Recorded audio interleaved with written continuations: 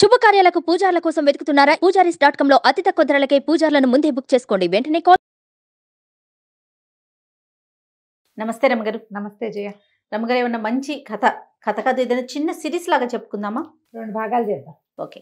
పోయిన గడియ. అసలు ఆ కథ మొదలు పెట్టడం ఎంత బాగా మొదలు పెడతారు. ఓ దేశం కాని దేశంలో రాజుగారు ఒక ఆయన ఉన్నారు. రాజు కాని రాజు, దేశం కాని దేశం. మొత్తానికి అదొక ప్లేసు, దానికి ఒక ప్రభువు. ఈయన ఎప్పుడు పరివారంతో బాగా తిరుగుతుంటాడు. ఈయన కొంచెం సరదా వాడు. ఓకే. సో సరదాగా అందరితో కబుర్లు చెప్పుకుంటూ ఉండటం అవి ఇష్టం అనమాట.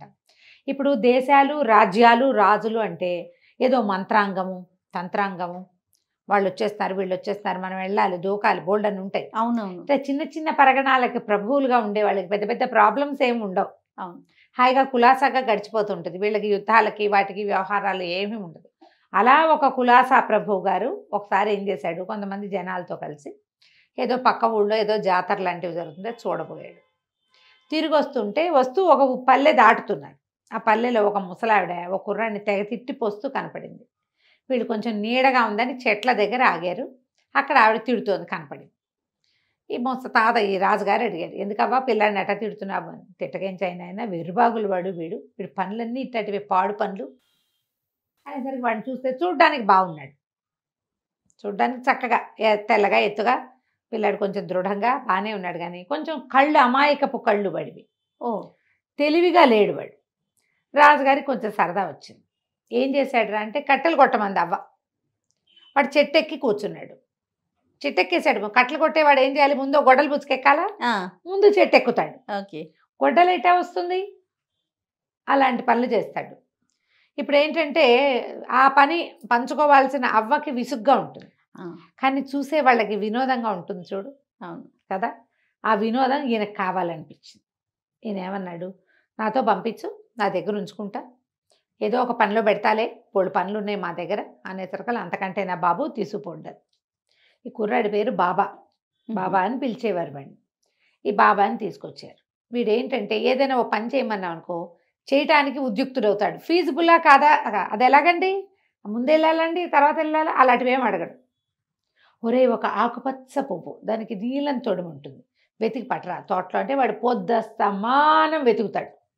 తొడిమలు నీలంగా ఉండవు అని చెప్పడు. రోజంతా అంత అమాయకుడు. రోజంతా వెతుకుతాడు. వాడు చేస్తున్న ఆ విన్యాసాలు చూసి వీళ్ళంతా పగలబడి నవ్వుకునేవాడు. వాడు అన్నీ అలాంటివే. ఒక ఆవిడ బియ్యం జరుగుతూ కనపడుతుంది, టిక్కు టిక్కు అంటుంది. అవి ఎక్కడి నుంచి వస్తున్నాయో చెప్పంటారు. వాడు ఆవిడ దగ్గరే కూర్చుని ఉంటాడు, చేతులు చూపించమంటాడు. ఇవి చూసే వాళ్ళకి వినోదం అంతే. ఈ వినోదాన్ని ఎంజాయ్ చేస్తూ ఆ కుర్రాన్ని తిప్పేవాళ్ళు. రాజ్యంలో వాళ్ళు పరగణాల్లో లోపల ఉంచుకున్నారు కదా, దివాణంలో శుభ్రంగా అన్నం తినేవాడు 2 పూట్ల. వీళ్ళు చెప్పిన వెర్రి పనులన్నీ చేస్తూ రాజుగారికి వినోదం కలిగించేవాడు. రాజు ఒకడే కాదు, ఇంకా ఆయన దగ్గర ఉండేటువంటి ఆయనతో క్లోజ్గా ఉండే గుంపు ఉందిగా, ఆయన్ని సరదాగా ఉంచే గుంపు, వాళ్ళందరూ కూడా వీడిని కవ్వించి మాట్లాడించి ఏదో ఒక పిచ్చి ప్రశ్న వేసి వాడి దగ్గర ఏం ఆన్సర్ వస్తుందో చూసి ఇలా కాలక్షేపం చేసేవాడు. అయితే వీడు రోజు అన్నం తినడానికి వెళ్ళేవాడు. అన్నం పెట్టేందుకు ఒక వంట చేసే ఒక పిల్ల ఉండేది. దాని పేరు జీజీ. ఓకే. వీడి వయసుది కాదు, వీడికో 22 ఏళ్ళు ఉంటాయి, ఆ పిల్లకు 15-16 సంవత్సరాలు ఉంటాయి. ఆ పిల్ల ఏమో అన్నం పెట్టేది రోజు వాడికి. అన్నం పెట్టి అట్లా వెర్రి పనులు చేయబోక తెలివిగా ఉండు, చెయ్యొద్దు, వాళ్ళు చెప్పినవన్నీ చేసి వాళ్ళందరూ నవ్వారని వీడు బాధపడేవాడు. వాళ్ళు చెప్పిందేగా చేశాను అంటే, నువ్వు ఈసారి నుంచి ఎవరైనా ఏదైనా చెప్తే నాకు వచ్చి చెప్పు, అప్పుడు నేను చెప్తా దానికోసం చెయ్యాలా వద్దని. చెయ్యక్కర్లేదు అంటే నువ్వెందుకు చేయవో, నువ్వేం చెప్పాలో నేను చెప్తాను నీకు అంటే బాగానే ఉంది. సరే ఏమనుకున్నాడు, ప్రతిరోజు వాళ్ళు ఎవరైనా ఏదైనా చెప్పగానే అది మామూలు పనో కాదో ఈ అమ్మాయే డిస్క్రిమినేటింగ్గా వాడికి చెప్పేది. అయితే ఏమైంది, రాజుగారికి కొంచెం సరదా తగ్గింది. కానీ ఏముంది, అక్కడ వాళ్ళంతమంది గుంపు పడి తింటుంటారు, ఈ పిల్లాడు కూడా అలాగా తింటూ ఉంటాడు. ఎక్కడికైనా వెళ్తుంటే వాడిని వెంబడి పెట్టుకెళ్ళి వాడిని బాగిచ్చి సరదా పడేవాళ్ళు. కొన్నిసార్లు దొరికేసేవాడు, కొన్నిసార్లు జీజీ వల్ల తప్పించుకునేవాడు. అయితే కొంచెం రోజులు గడిచేసరికల్లా ఒకనాడు ఏమైంది, రాజుగారు కొంచెం ఆలస్యంగా నిద్రలేచారు. నిద్రలేసరికల్లా మనం పొద్దున్న చేయవలసిన పనులు ఎగిరిపోతాయి. అవును, మనం లేటుగా లేచాం. ఆయన ఏమన్నాడు, ఒక్క గడి పోయింది మొత్తానికి అన్నాడు. అనేసరికల్లా ఏం పోయిందండి, ఎక్కడ పోయిందండి, వెతకనండి అని అడిగాడు వీడు. అడిగేసరికి రాజుకు నవ్వొచ్చింది. గడి అంటే ఏమిటి, సమయం. పోయిన సమయం ఎట వెతుకుతారు ఎవరైనా? అక్కడి నుంచి ఆయన నవ్వొచ్చి, ఏరా వెతుకుతావేమిట్రా అన్నారు. అలాగేనండి, తప్పకుండా, ఎక్కడి పోయిందో నేను చూసొస్తానన్నాడు. అందరూ నవ్వారు. సరే చూడు చూడు పట్టుకురా అన్నారు. వీడు పోయి సరే అన్నం తినేసి వెళ్ళి వెతుకుతానండి అని అన్నం తినడానికి వెళ్ళాడు. సరే ఆ జీజీ దగ్గర అన్నం పెట్టించుకుని, రాజుగారిది గడిపోయిందిట, వెతకటానికి వెళ్తున్నానంటే, గడిపోవటం ఏమిటి, సమయం పోతే దాన్ని వెతకలేరెవరు, వెళ్ళొద్దని, ఎక్కడికి నువ్వు వెళ్ళబోక, కాసేపటికి ఆయనే మర్చిపోతారు అంటే వాడు ఒప్పుకోవాలి. అదేమిటి, కిందటిసారి సూది పోయిందన్నావా నువ్వు, నేను అంతా వెతికిచ్చానా లేదు, ఆవు దూడ పోయింది అనుకున్నాం, అంతా వెతికాం, దొరికింది. పోయిన ప్రతిదీ దొరకవలసిందే. రాజుగారి గడి పోతే ఎట్లా, తీసుకురావాల్సిందే, నువ్వు నాకేం చెప్పద్దు, నేను చేయాల్సిందేనన్నాడు. ఆ అమ్మాయి ఎంత నచ్చ చెప్పినా వాడు ఒప్పుకోలు. గడి అని వెతకడానికి బయలుదేరాడు. ఎట్టా వెతుకుతారు, ఇక మొదలు పెట్టాడు. వెళ్తున్నాడు వెళ్తున్నాడు వెళ్తుంటే ఇతనికి ఒక ఆయన ఎవరు కనిపించాడు, ఒక ముసలాయన కనిపించాడు. ఆయన కూడా ఏమిటో అటు ఇటు ఇట గాబరాగా చూస్తున్నాడు. చూస్తుంటే కుర్రాడు అడిగాడు, ఇది బాబా అడిగాడు ఆయన, ఏమండి మా రాజుగారి గడిపోయింది, ఎక్కడైనా చూసారా అని అడిగాడు. అడిగితే ఆయన ఏమన్నాడు, గడిపోవటం ఏమిటి, నీ దిక్కుమాల గడియా, అది పోతే ఎంత పోకపోతే ఎంత, గడి అనగా ఎంత, నా ప్రతిష్ట పోయింది, దానికోసం వెతుకుంటున్నాను నేను, ఎక్కడుందో తెలియదు శభాష్ అని ప్రతిష్ట కోసం వెతుకులాడుతున్న ఒక ఆయన కనిపించారు. విచిత్ర లోకమారమ్మ గారు అది. అంతేగా, ఇట్లా వెతుక్కునే వాళ్ళు లేరా, ఉంటారు ఉంటారు ఉంటారండి, ఖచ్చితంగా ఉంటారు. అదే అక్కడి నుంచి ఇంకా వెళ్ళాడు వెళ్ళాడు వెళ్ళాడు, అక్కడ ఇక్కడ ఇక్కడ అక్కడ చూశాడు. ఈ లోపల ఒక పెద్ద భారీ కాయుడు ఒక ఆయన, 6.5 అడుగులైనా ఉంటాడు, భీకరమైన కళ్ళు, ఆయన ఎర్రగా ఈత పొదల్లాగా కనుబొమ్మలు, క్రూరంగా ఉన్నాడు కానీ మనిషి. ఈయన ఈ కుర్రాడు ఆయన కూడా ఏమిటో వెతుక్కుంటూ కనపడ్డాడు.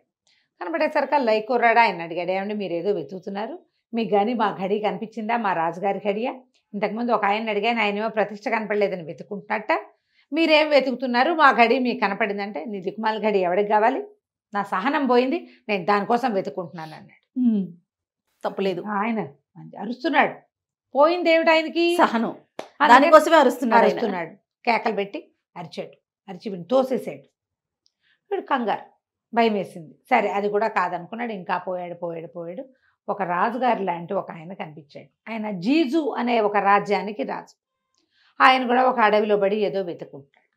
ఈ కుర్రాడు అడిగాడు, ఏమండి గడి కనపడిందా మీకు ఎక్కడైనా, మీరంతా వెతుకుతున్నట్టున్నారు కదా, వెతుకుతుంటే ఎక్కడో చోట ఏవో ఒకటి కనపడతాయి, మనం ఓ వస్తువు కోసం వెతికితే ఇంకోవి కనపడతాయి కదా, గడి కనపడిందా మీకు అంటే, గడి సంగతి ఏమిటి నాయన, 15 ఏళ్ళైంది నా కూతురు తప్పిపోయింది, పిల్ల కోసం వెతుకుంటున్నాను, రోజు వెతుకుతూనే ఉన్నాను, నా పిల్ల నాకు దొరకలేదు అని చెప్పేసరికల్లా సరే ఈ కుర్రాడు గడియా, ఇంకేముంది ఆయన ఏదో వెతుకుంటాడు. ఈ 3 కేసులు చూసి వీడు అలా వెళ్ళి వెళ్ళి వెళ్ళి వెళ్ళి వెళ్ళి వెళ్ళి ఒక పడవ ఏదో వెళ్తుంటే ఆ పడవ ఎక్కాడు. ఎక్కడా దొరకల. వెళ్తుంటే వాళ్ళు ఏం చేశారు, తీసుకుపోయి ఆ పడవని ముందుకు ఎక్కడికో తీసుకెళ్ళి ఒక పెద్ద ఓడలోకి ప్రవేశపెట్టారు. చిన్న పడవలో వెళ్తున్నారు జనాలు, ఒక 10 మంది వాళ్ళతో పాటు వెళ్ళాడు. ఆ ఓడ దగ్గరికి వెళ్ళేసరికల్లా ఓడలో వాళ్ళు, నువ్వెవడివిరా అన్నాడు. వీడు అన్నాడు, కాదండి మా గడి ఒకటి పోయింది, ఏమైనా నీ సముద్రంలో పడిపోయిందేమోనని ఎక్కానండి ఇది అన్నాడు. అనగానే వాళ్ళకి నవ్వొచ్చింది. గడి వెతుక్కునేవాడు ఏం దొరుకుతుంది, వాడు అర్థం లేని, కానీ కుర్రాడు చూస్తే అమాయకపు అందపతిలాగా ఉన్నాడు, వినోదానికి బాగుంటుందని వీడిని ఏడిపించుకు తినచ్చని ఎక్కించుకున్నారు పెద్ద పడవలోకి, పెద్ద ఓడలోకి. ఎక్కించుకున్నాక వాడిని కవ్వించి వాగించి సరదా పడేవాళ్ళు. సరదాగా నడిచింది. ఒక 5-6 రోజులు గడిచేసరికల్లా ఏమైంది, పెద్ద తుఫాన్ వచ్చి పడవ కాస్త పగిలిపోయింది. ఈ పెద్ద ఓడ కాస్త, మామూలుగా తుఫాన్లు వస్తే తప్పించుకుంటారు ఒక్కొక్కసారి తప్పించుకోలేరు. ఇది తప్పించుకోలేక మొత్తం ఓడంతా భగ్నం అయిపోయింది. ఎవరు బతికారో ఏమయ్యారో, మన బాబా మాత్రం బతికేశాడు. వీడికి చిన్న తెప్పకో ఎలాంటిది దొరికింది, వాడు దాని మీద పడి ఉండేసరికల్లా అది పోయి ఒక తీరం దగ్గర తాకింది. తీరం తాగితే లేచాడు, మెలకు వచ్చింది వాడికి. లేచి చూసుకున్నాడు, వాడికి భయం లేదు. అయ్యో ఆ పడవ పోయింది, ఆ చిప్పు పోయింది, నేను ఎవరితో వెళ్తాను, నేను ఒక్కడే ఉన్నాను, ఏం లేదు. ఎవరో ఒకరితో మాట్లాడి, వెర్రి వాళ్ళకి ఏం భయాలు తెలుస్తాయి, వాడికి ఏం తెలియదు. భయం తెలియాలంటే తెలివి ఉండాలి. అవును, రాగల ప్రమాదాన్ని ఊహిస్తారు తెలివైన వాళ్ళు. వీడికేముంది ఊహ, ఏమీ లేదు. అక్కడి నుంచి ఏం చేశాడు, ఆ లేచి బయటకు వచ్చేసాడు. ఈ నీళ్ళలోంచి యువతలకు వచ్చాడు. ఆ పడవ చుట్టుపక్కలంతా చూస్తే అదొక పెద్ద నల్లటి ద్వీపం. లోపల ఒక గుండ్రటి కోట ఒకటి కనపడుతుంది. ఎవరైనా మనుషులు ఉన్నారేమో చూద్దాం అనుకున్నాడు. నడిచి వెళ్తుంటే ఆ కోటలోంచి మొదట ఒక తెల్లటి బట్టల వాడు ఒకడు వచ్చాడు. ఎత్తువాడు. వాడి వెనకాల 60 మంది పొట్టివాళ్ళు వచ్చారు. అందరూ పొట్టి గుర్రాలు, అందరూ ఒకటే రకంగా తెల్లటి బట్టలు, పొట్టి లాగులు, పొట్టి చొక్కాలు, పొట్టి గుర్రాలు. ఒకడు మాత్రం తెల్లగా పొడుగ్గా ఎత్తుగా ఉన్నాడు, వాడికి గుర్రం పెద్దది. ఈ 60 మందివి పొట్టి గుర్రాలు. వీడు చూస్తూ ఉండగానే దీంట్లోంచి ఆ గుండ్రటి కోటలోంచి బయటకు వచ్చి అలా ఎగిరి వెళ్ళిపోయారు సముద్రం మీదుగా. మొత్తం గుంపంతా. ఒక పెద్దవాడు, 60 మంది చిన్నవాళ్ళు. ఆశ్చర్యంగా చూస్తున్నాడు, మనుషులే వీళ్ళు. బట్టలు, గుర్రాలు, నగ నాణ్యము చూస్తే మనలాంటి వాటిగానే ఉన్నారు. కాకపోతే వాడు పొడుగ్గా ఉన్నాడు, వీళ్ళు ఎందుకు ఇంత పొట్టిగా ఉన్నారో తెలియదు. పొట్టంటే చిటిపిల్లలు కాదు వాళ్ళు, పొట్టి వాళ్ళు మాత్రమే. ఆశ్చర్యంగా సరే ఆ కోటలాగా ఉన్న దాని దగ్గరికి ప్రవేశించాడు. అందులోంచి ఒక ఆయన తెలుపు నలుపు బట్టలతోటి, ఒక ఆయన దివ్య పురుషుడిలాగా ఉన్న ఒక ఆయన బయటకు వచ్చాడు. వీడు పోయి ఆయనకి దండం పెట్టాడు. ఎవర్రా అబ్బాయి అని అడిగేసరికల్లా, నన్ను బాబా అంటారండి, ఫలానా దేశంలో ఉన్న రాజుగారి దగ్గర ఉంటాను. ఆయనది ఒక గడి పోయిందండి, దానికోసం వెతుక్కుంటూ వచ్చానండి. పోయిన గడియా కావాలా నీకు అని భుజమే చేసి లోపలికి నీకు చూపిస్తాను నీ గడినని లోపలికి తీసుకెళ్ళాడు. గడి పోయిందని వెతుకుతున్నాడు అబ్బాయి బాబా. అయితే ఇతన్ని ముసలాయన లోపలికి తీసుకెళ్ళి చూపిస్తాను. ఆయన ఏం చెప్పాడంటే, నేను కాలదేవుణ్ణి, ప్రపంచపు కాల నిర్మాణం అంతా ఇక్కడే జరుగుతుంది అని చెప్పాడు. నీ గడి అని నేను ఇస్తాను నీకు అన్నాడు. ఇంతకుముందు వెళ్ళిన వాళ్ళు ఎవరండి అన్నాడు. వాడు గడియ పెద్దవాడు, అతని తాలూకు 60 సెకండ్లు పొట్టివాళ్ళు. పొడుగువాడు ఒక గడియ, వీళ్ళు మిగిలిన వాళ్ళంతా విఘడియలు అనమాట. 60 విఘడియలు. ఇలాగే ఇక్కడ కాలం నడుస్తూ ఉంటుంది అని చెప్పింది. అప్పుడు వీడు చూశాడు మొత్తం అంతా. పగటిపూట ఘడియల వాళ్ళంతా తెల్లటి బట్టల వాళ్ళు, రాత్రిపూట ఘడియల వాళ్ళంతా నల్ల బట్టల వాళ్ళు. ఆయన తెలుపు నలుపు ఉన్న వస్త్రాలు ధరించున్నాడు. అయితే అబ్బాయి ఏమన్నాడు, కాదండి నేను వెతుకోవటమే కాదు, నేను వస్తుంటే నాకు 3 రకాల మనుషులు కనిపించారు. ముందు ఒక ముసలాయన కనపడ్డాడండి. ఆయనకేమో మరి ఆయన ప్రతిష్ట పోయిందిట, అడవుల్లో పడి వెతుకుంటున్నాడు, అది ఎక్కడ దొరుకుతుందో చెప్పండి పాపం వాళ్ళు అడుగుతున్నారన్నాడు. ఈయన అన్నాడు, ఏముంది ఆయన ప్రతిష్ట, వాళ్ళ చుట్టాలంతా తలా ఒక ముక్క చేసి పట్టుకుపోయారు, అందరి చుట్టాల దగ్గరికి వెళ్ళి ఆ ముక్కలు కలెక్ట్ చేసుకోమని ఆయన ప్రతిష్ట ఆయన దగ్గరికే ఉంటుంది. చుట్టుపక్కల అందరితోటి ఏదో తేడా వచ్చింది, వాడు ఈయన దుర్మార్గుడని అదని ఇదని ఏదో నానాగోలా చేసేశారు, ప్రతిష్ట పోయింది. ఇప్పుడు వెళ్ళి అక్కడ సరి చేసుకుంటే ప్రతిష్టకి తిరిగి వస్తుంది. ఇంకొక ఆయన కనపడ్డాడండి, ఆజాన్ బాహు, ఓర్పు పోయింది అంటున్నాడు. అంటే నువ్వు ఆయన ఎక్కడి నుంచి మాట్లాడారో అక్కడే ఉన్న ఒక పొదలో ఉంది, తెల్లగా జామకాయల్లే ఉంటుంది, తెల్లటి జామకాయలాగా గుండ్రటి వస్తువుగా కనపడుతుంది ఓర్పు, అది తీసి ఆయనకి ఇస్తే సరిపోతుందమ్మా అన్నాడు. అయితే నేను ఇంకొక ఆయన చూస్తానంటే, ముసలాయన పాపం కూతురు కోసం వెతుక్కుంటున్నట్ట, 15 సంవత్సరాల క్రితం పోయిందంటున్నాడు. అంటే నీకెవరో కాదు ఆ అమ్మాయి, నువ్వున్న రాజుగారి ఇంట్లో ఉన్న జీజీ వంట చేస్తుందే, నీకు అన్నం పెడుతుంది, ఆ అమ్మాయే ఈ జోజో రాజుగారి కూతురు, ఆందే అని చెప్తే సరిపోతుంది అన్నాడు. మరి నా పోయిన గడి మాట ఏమిటంటే అంటే, సరే ఆయన ఏం చేశాడు, ఇస్తానుండని ఒక చిన్న డబ్బీలో ఆ గడి పెట్టి ఇచ్చాడు.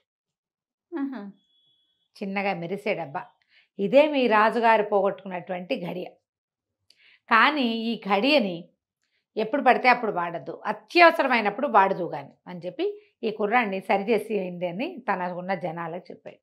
వాళ్ళంతా తీసుకెళ్ళి ఆ మొత్తం బిల్డింగ్ అంతా వాడికి చూపించి, ఆ లోపల ఉన్న పెద్ద కోట అంతా, రాత్రి పగలు అన్ని ఘడియలని అందరినీ చూపించి, వీడు మందమాలిన తనం ఒకటి ఉంది కదా వీడి దగ్గర, మందమతి, అవును, అది కొంచెం సరిచేశారు. తెలివిగా అయ్యాడు వాడు. సరే అక్కడి నుంచి ఈ సందడంతా ముగిసేసరికి మధ్యాహ్నపు ఘడియల వాళ్ళు బయలుదేరుతున్నారు. ఆ మధ్యాహ్నపు ఘడియలు విఘడియలు బయలుదేరుతుంటే వాళ్ళ చేతికి ఇచ్చి పంపించేశాడు. వీడి బంగారు డబ్బీ ఇచ్చాడుగా, మెరిసే బంగారపు డబ్బీ గడియ పెట్టుకుని దాంతోపాటు వెళ్ళి వాళ్ళందరితో పాటు వెళ్ళిపోయాడు. వాళ్ళు ఏం చేశారు, ఇతన్ని ఎక్కడైతే ఆజాన్ బాహుతో మాట్లాడాడో అక్కడ దిగబడిచారు. దిగబడిచేసరికల్లా మొత్తం అంతా కిందంతా వెతికితే ఓ పొదలో గుండ్రంగా ఇంత జామకాయ వెళ్ళి మెరుస్తూ ఉన్న ఓర్పు దొరికింది. ఆ ఓర్పును తీసి జేబులో పెట్టుకున్నాడు. అక్కడంతా వెతికాడు. ఆజానుబాహు వంటి మనిషి మాత్రం కనబడలే. ఓర్పు పోగొట్టుకున్నాడా, ఇక వాడికి ఎప్పటికీ అది దొరకదని అర్థం ఈ కథలో. చూడండి. పోగొట్టుకున్న వాడికి దొరకదు. కావాలని కోరుకునే వాడికే వాడి దగ్గర ఉంటుంది ఓర్పు. పోగొట్టుకోకూడదు కదా. అక్కడి నుంచి ఇతను వెతుకుతూ వెళ్తే ఆ జోజో రాజు గారు కనిపించారు అడవిలో వెతుకుంటూ. మీ అమ్మాయి ఎక్కడుందో నాకు తెలుసండి, కొంచెం పరివారాన్ని తీసుకుని నాతో పాటు రండి అన్నాడు. ఆయన 100-150 మందిని వెంబడి పెట్టుకుని బయలుదేరాడు. సరే వీడు తన రాజు ఇదంతా అడవులు గిడవలు అన్నీ దాటుకుంటూ పోయి రాజుగారి దగ్గరికి వెళ్ళారు. వెళ్ళేసరికల్లా రాజుగారి దగ్గరికి వెళ్ళి, ఏమంటే జీజీగా ఉంది కదా, మరి రాజుగారి అమ్మాయిట, ఆయన వచ్చాడు మన ఇంటికి అని చెప్పాడు. చెప్పేసరికల్లా ఇంకెక్కడ జీజీని ఒక రాక్షసుడు ఎత్తుపోయాడు, వాడు వెంట పెట్టుకెళ్ళిపోయాడు అన్నారు. అనేసరికల్లా రాక్షసుడు ఎవడంటే ఒక రాక్షసుడు వచ్చాడు ఇక్కడికి. వాడికి వంట చేసి పెట్టేందుకు మనిషి లేదుట. ఎవరినైనా ఒక వంట మనిషిని ఇవ్వమని అడిగాడు. అడిగేసరికల్లా మన రాజ్యంలో వాళ్ళు ఎవ్వరూ వాడితో వెళ్ళటానికి ఇష్టపడలే. వాడితో వెళ్తే అడవిలో గుహలో ఉండాలి. వాడు వీడే. వాడు ఏదన్నా వంటకం తెస్తే కూరకి చేసి పెట్టాలి. చేసి పెట్టాలి. ఒకవేళ ఏవి దొరకపోతే ఏం చేస్తాడు, వాడు తినేస్తాడు. అందుకని ఎవ్వరూ ఒప్పుకోవటం లేదు. అయితే వాడు రాజ్యం అంతా తలకిందులు చేసేస్తానని పెద్ద పెద్ద కేకలు పెట్టాడు. పాపం మన జీజీ నేను వెళ్తానండి, వంట చేస్తాను అని అన్నది. అందుకని ఏం చేసాం, పంపించాం. ఎంతసేపు అయింది అన్నాడు. ఒక్క గడి అయింది అన్నాడు రాజు. అంతే కదా అని ఏం చేశాడు, తన చేతిలో ఉన్న డబ్బీని ఓపెన్ చేశాడు. తీయంగానే అందులోంచి ఒక్క మెరుపల్లే ఆ గడి పైకి ఎగిరిపోయింది, గడియ వెనక్కిపోయింది. రాక్షసుడు జీజీ చేయి పట్టుకుని నడుస్తున్న దగ్గర ఆగిపోయింది. టైం మెషిన్ అదే కదా. 1 నిమిషం వెనక్కి, ఒక గడియ కొంత సమయం అనమాట వెనక్కి వచ్చింది. వెనక్కి వచ్చేసరికల్లా ఆ జీజీ చేయి పుచ్చుకుని అంతా ఈ మన రాజభవనంలోంచి బయటికి వెళ్తున్న రాక్షసుడు కనిపించాడు. ఈ పరిగెత్తుకుంటూ వెళ్ళాడు. వీడి జీజీ దగ్గర, నువ్వు వెళ్ళబోక, నువ్వు వెళ్ళక్కర్లేదు, నువ్వేమో మీ నాన్న రాజుట, హాయిగా ఆయన దగ్గర ఉండు కానీ వదులు నువ్వని రాక్షసుడిని చేతులు విడిపించేసాడు. ఈ జీజీనేమో వాళ్ళ నాన్న దగ్గరికి తీసుకుపోయాడు. ఆయన ఆశ్చర్యపోయాడు. పిల్ల ఏడాది పిల్ల అప్పుడు తప్పిపోయింది, ఇంత పిల్ల అయిపోయిందని ఆయన కూతుర్ని కావలించుకుని ఎంతో సంతోషించాడు. అక్కడి నుంచి రాక్షసుడు పెద్ద పెద్ద బొబ్బలు కేకలు పెట్టడం మొదలుపెట్టాడు. నాకెవడు వంట చేసేందుకు మనిషి లేకపోతే ఉన్న వాళ్ళని విరుచు తినేస్తాను, మీ ఇల్లు వాకిలి గుల్ల చేస్తాను, ఈ రాజ్యం అంతా పాడు చేసేస్తాను అని పెద్ద పెద్దగా అరుస్తూ ఉండేసరికల్లా అరుస్తూ వీడి వైపుకి ఈ బాబా మీదకి దూకుతున్నాడు. ఈ బాబా దగ్గరికి వస్తూ ఉండేసరికల్లా వీడేం చేశాడు, బాగా దగ్గరకు వచ్చి నోరాహని తెరిచాడు, మింగేస్తానని. వీడి జేబులో జామకాయ ఉంది, ఓర్పు తెచ్చాడు కదా, అది తీసి వాడి నోట పడేసాడు. పడేయంగానే 1 నిమిషంలో అది లోపలికి వెళ్ళేసరికల్లా అంత పెద్ద కూరలు, చిర్ర జుట్టు, మిడిగుడ్లు, పెద్ద గదల్లాగా ఉన్న చేతులతో ఉన్న రాక్షసుడు సాత్వికంగా మొహం పెట్టి, పోనీలేండి నా వంట నేనే చేసుకుంటాను అని బాగుంది. అనగానే అందరు ఆశ్చర్యం, ఏమిటి ఇట్లా ఎలా మారిపోయాడు, ఏం చేసావురా అంటే, ఓర్పు దొరికిందండి, దాన్ని వీడి నోట పడేశాను అంతే అన్నాడు. అనగానే రాక్షసుడు మెతగ్గా ఉండి వెళ్ళొస్తాను అని వెళ్ళిపోయాడు. రాజుగారు ఆశ్చర్యపోయారు, ఏమిటి వీడికి తెలివేలా వచ్చింది, వాడికి సమయానుకూలంగా ప్రవర్తించడం వాడికి రానే రాదు. ఏదైనా వెతుకుంటే దాని విషయాలు కూడా కనుక్కోడు, వాడు సింగన్ అద్దంకి వెళ్ళినట్టు వెళ్ళిపోతాడు. రాజు ఆశ్చర్యపోయాడు, ఏరా నీకు ఇదంతా ఎలా తెలిసింది, ఎలా ఐడియా వచ్చిందంటే, నేను కాలదేవుణ్ణి చూశాను, ఆయన దగ్గర ఇట్లా ఉన్నారు, ఆయన ఇచ్చిన ఘడియతోటి నేను ఈ మార్పు చేయగలిగాను అని చెప్పాడు. ఈ జీజీ వాళ్ళ నాన్న వచ్చి, జీజీ అమ్మాయి దేవతండ్రి వచ్చి, బాబు నాకు ఒక్కతే కూతురు, ఇంత రాజ్యం కాని రాజ్యం అంత పెద్దది కాదు, ఇంకా చిన్న రాజ్యం మాది, చిన్న రాజ్యం అయినా కూడా నాకు ఒక్కతే కూతురు కాబట్టి నా రాజ్యం మా అమ్మాయిదే, మా పిల్లని పెళ్లి చేసుకో చక్కగా, నువ్వే రాజు అవుదు కానీ అని చెప్పి బతిమలాడాడు. మన రాజుగారికి కూడా, ఈ రాజుగారికి కూడా అనిపించింది, వీడిని 2-3 ఏళ్ళుగా దగ్గర పెట్టుకున్నాము, వీడు మన కోసం ఒక పని చేయబోయేసరికల్లా వీడికి మేలు జరిగింది అని చెప్పి వీళ్ళని ఒప్పించాడు.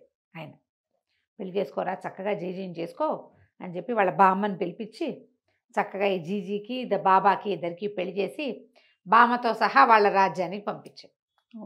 మొదట మందమతిగా ఉన్నవాడు క్రమంగా రాజ్యానికి రాజైపోయాడు, హాయిగా ఉన్నాడు. కథలో నీతి ఏంటంటే, తెలివి తక్కువ వాళ్ళకైనా వాళ్ళకు ఒక రోజు వస్తుంది ఏదో ఒకటి, వాళ్ళు ఏం చేస్తున్నారో దాన్ని చెయ్యనిస్తే ఎప్పటికో ఒకప్పటికి ఫ్లరిష్ అవుతారు వాళ్ళు కదా. ఖచ్చితంగా రమ్మగారు. కథ కంచికి మనం ఇంటికి. నమస్తే అండి. నమస్తే.